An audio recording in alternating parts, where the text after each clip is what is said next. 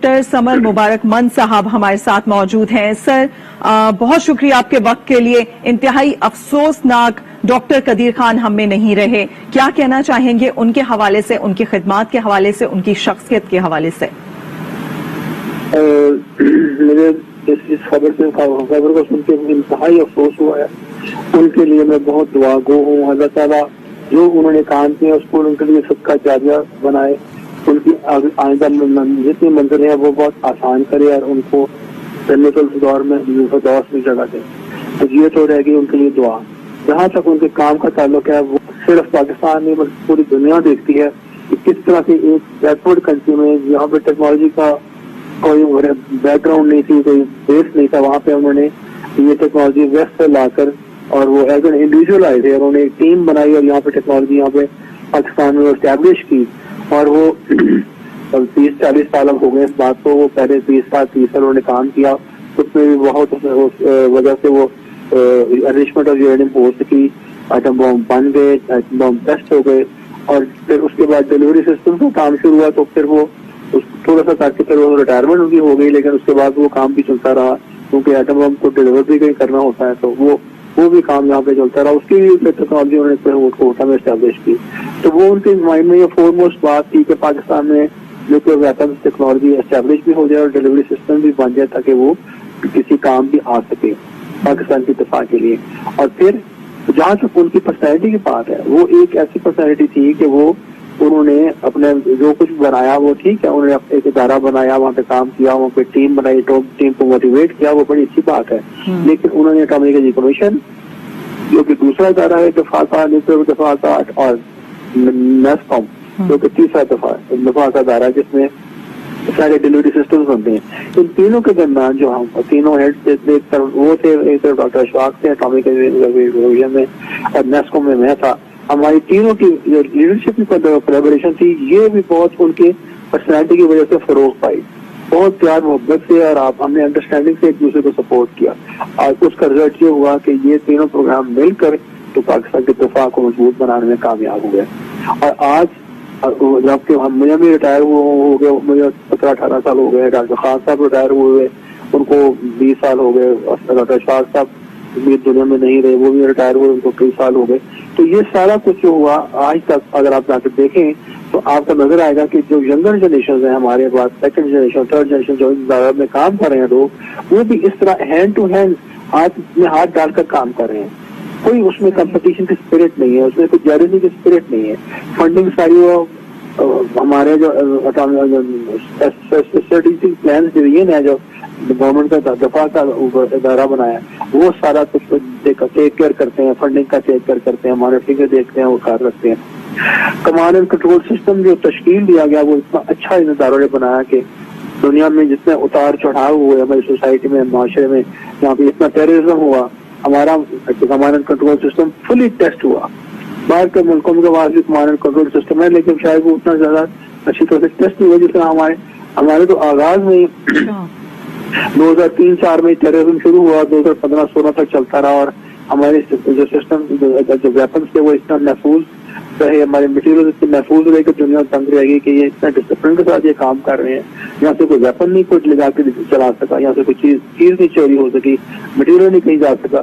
یہ بھی ساتھ کام کرنا, اچھا کام کرنا اور پھر ڈسپلن سے کام کرنا.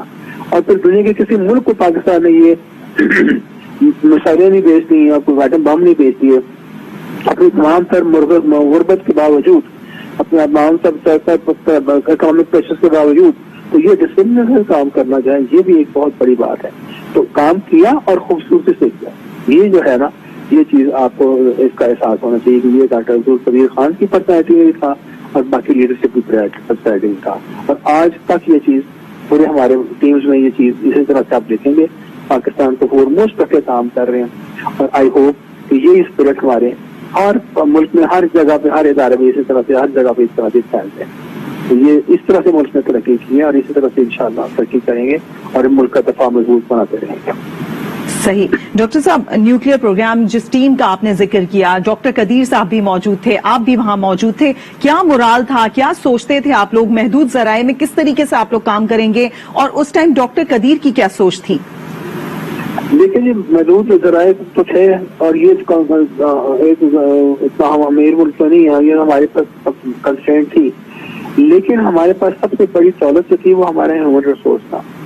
ہمارے لوگوں کی انٹلیکٹ تھی، انٹیلیجنس لیول تھی. جو لوگ ہمارے پڑھ لکھ گئے ان کے اندر یہ کیپیبلٹی تھی کہ ہم اسکریچ سے زیرو سے اسٹارٹ کر اور ملک کو یہاں تک لے آئیں کہ ہم کروز میسائل جیسی چیز بنا لیں، ہم شاہین میسائل جیسی چیز بنا لیں، ہم قوی میسائل جیسی میسائل بنا لیں، ہم نیوکلیر ویپنز بنا لیں، چھوٹا بنا لیں، بڑا بنا لیں، چھوٹے سے چھوٹا بنا لیں. یہ سارا کچھ جو ہم نے نیچر سائڈ پہ کیا، ڈلیوری سسٹم سائڈ پہ کیا، یہ ساری ٹیکنالوجی، یہ سارے یہ کیپیبلٹیز ہیں، یہ لوگوں کی اللہ تعالیٰ نے جو ہمیں ہیومن ریسورس دیا ہے، جو اللہ تعالیٰ نے جو ذہن دیا ہماری قوم کو، اتنی انٹیلیجنٹ قوم ہمیں دی ہے، یہ اس کی وجہ سے ہو سکتا ہے. ورنہ خالی پیسہ اگر ہمارے پاس ہوتا، اتنے ہمارے پاس مسلم ممالک کہتے ہیں ممالک ہیں جن کے پاس بہت پیسہ ہے.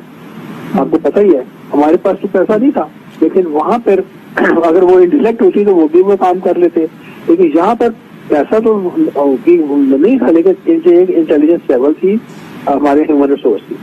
تو یہ تو بات اللہ تعالیٰ کی دین ہے. دوسری بات، اس سرکمسٹانسز میں کام کو فروغ دینا یہ ایک ظاہر چیلنج تھا، کیونکہ یہاں پہ ایک انڈسٹریل بیس بھی نہیں تھا اتنا اچھا کہ جو اس لیول تک یہ کام کو کر سکے. یہاں پہ پیسہ بھی نہیں تھا اتنا کہ ہم فروغ کو دے سکے کہ ہم کام کو جو چیزیں خرید کے لا کے لگا لیں، کمپوننٹ لے لیں، مٹیریل لے لیں. یہ اس لیے ڈاکٹر قدیر خان صاحب کے ذہن میں یہ بات تھی، اٹامک کمیشن جو بھی نیسکو کی ہر چیز ہم نے اپنے ریسورسز سے بنانی ہے، اپنے جو پاکستان میں چیزیں اویلیبل ہیں جہاں سے بنانی ہے، ہر چیز ہم نے خود مینوفیکچر کیا. تو آپ دیکھ لیں نیوکلیر ویپنز کے لیے کیا ہوا، یورینیم ہم نے خود کھود کے زمین مٹی کھود کے نکالا اور وہاں سے مائننگ کر کے ہم اس کو نکالا. وہاں سے ڈاکٹر ہم نے اس کو لیا، اس کو انریچمنٹ کر کے آگے بام کے لیے اس کو اس قابل بنایا. اٹامک کمیشن نے ویپن ڈیزائن کیا، خود تھیوریٹیکل ڈیزائن کیا، مینوفیکچرنگ کی، خود مینوفیکچرنگ کی. ڈاکٹر صاحب سے مٹیریل دیا، وہ اس نے خود لگایا. مسائل جو تھی، آپ یہ راکٹ فیول، آپ کے آپ ایک مسائل لے لیں، ہماری مسائل کا راکٹ فیول ہمارے ملک میں انڈیجنس جو مٹیریل ملتے ہیں اس سے یہ راکٹ فیول بنتا ہے. کوئی چیز نہیں ہم نے کہ اس میں جس پہ ڈپینڈنٹ ہو کہ ہم بعد پہ ہمیں کوئی نہیں دے گا تو یہ کام رک جائے گا. ہر چیز کو اس اسپرٹ سے بیس کیا گیا. ڈاکٹر خان صاحب کی یہ فور موسٹ تھاٹ تھی کہ ہم اس طرح سے بیس ایسے بنائیں کہ اپنے ذرائع سے، اپنے مٹیریل سے، را مٹیریل سے اور اپنے ہیومن بینگس کو یوز کرتے ہوئے یہ کام جو ہے اس کو ہم فروغ دیں تاکہ ہمیں کوئی روک نہ سکے. تو یہ اس طرح سے ان سرکمسٹانسز میں کام کیا. صحیح.